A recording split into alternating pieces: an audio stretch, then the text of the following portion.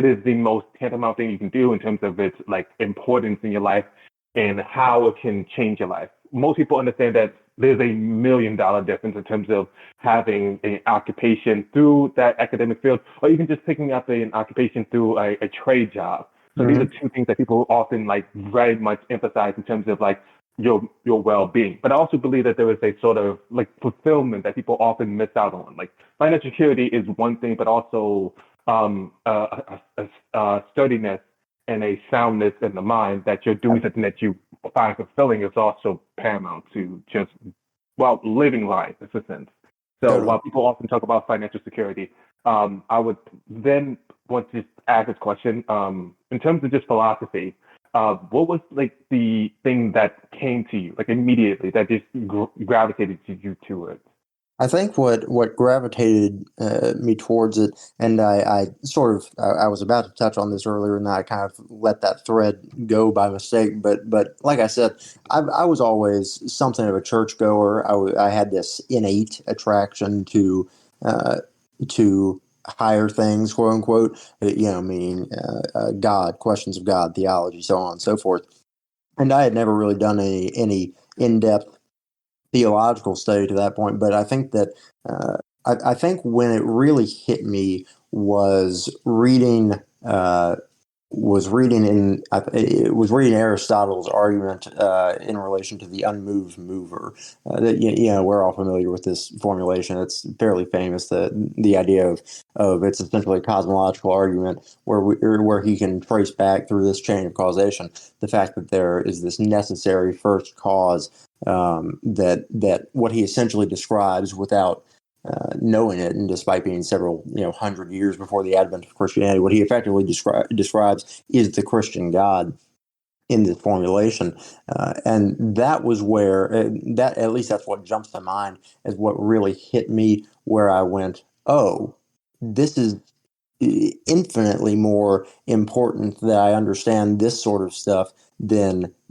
any what's on any balance sheet of any firm. My experience in accounting pales in comparison to the importance of the stuff that you learn in some of those classes, and I think that was really one thing that supremely attracted me to it. And as I started to delve more and more, I picked up a whole lot of theology, particularly from St. Thomas Aquinas. And when I began to study this stuff more and more, it pointed me in towards a realization about the way that education, I think, should be properly conceived of. Because you touched a little bit on how some people.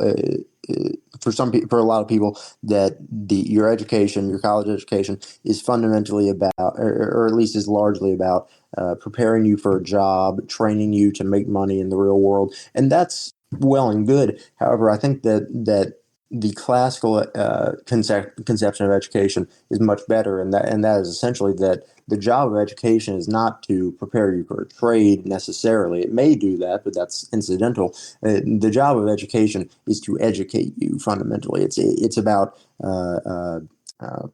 refining your reason and exalting your virtue and making you into a model citizen, not just one that can make money, but one who is founded in a worldview that is coherent and that's good and that seeks to better society in a serious way. Because I could have gone through and been an accountant and probably be making some pretty good money right now.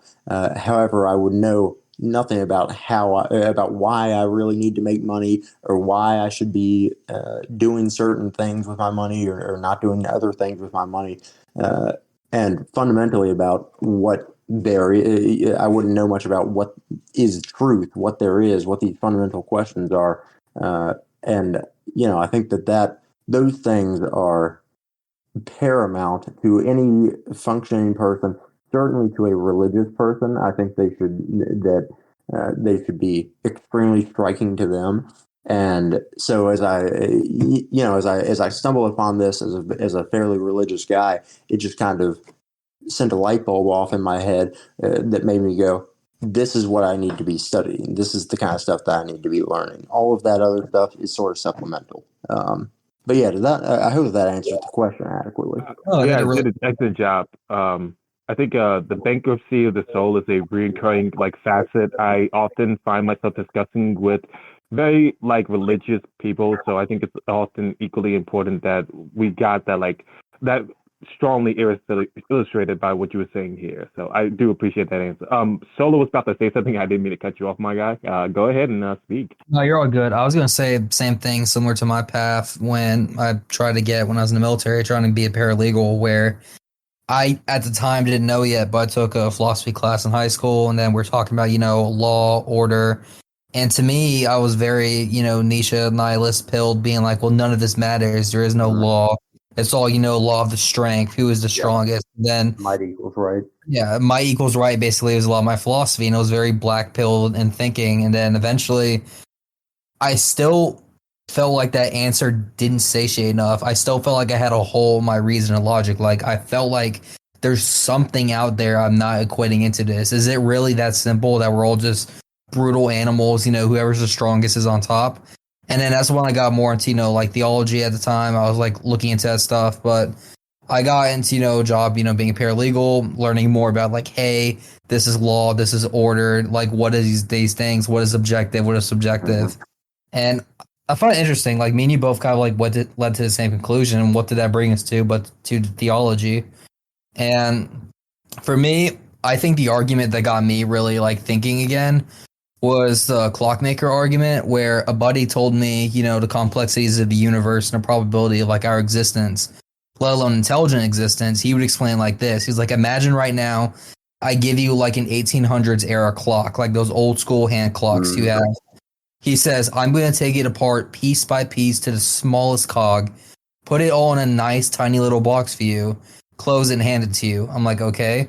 He says, now I want you to shake that box as hard as you can until you open it again and it's a perfectly designed clock that works and, gets back together. To me, like, I know it sounds cheesy, but to me, like, that actually stuck with me. And then he followed it up with, like, told him, like, that's impossible. There's no way you could do that. And he's like, okay, what do you think about the universe? Because that's infinitely times harder than what the scenario I gave you, basically. Totally. Which is something that really interested me in, like, the question of, like, what is, like, it to exist? What is it to be human? And, I find joy in my life of servitude to Christ and being able to, be openly happy about being Christian, tell people about that as much as I can. So that's something I've really enjoyed. Interesting enough, I want to ask you both questions about it. Since we're all very like enamored to some degree with philosophy, I want to get your ideas about nihilism, since I think we've all touched upon the subject matter to some degree, but I wanted to know that it had any like direct effect on your life in any degree, on your perception of reality and what it is. Go ahead. Yeah, I mean, so when we say does nihilism have an effect on my life, it certainly has, in the sense that there were periods where I was nihilistic. There was a period in particular during freshman year of college, and I guess early sophomore year really too, where I effectively stopped going to church. And again, I had not been exposed to anything in the field of philosophy, and so I wasn't thinking about these issues very deeply. And I think that one thing that we can praise Nietzsche here and there for his pure reason and his ability to logic his way to things, and the fact that he does have, I suppose, some good insights in the absence of God. Were God not to exist, then Nietzsche's philosophy would be a lot more sensible, I think.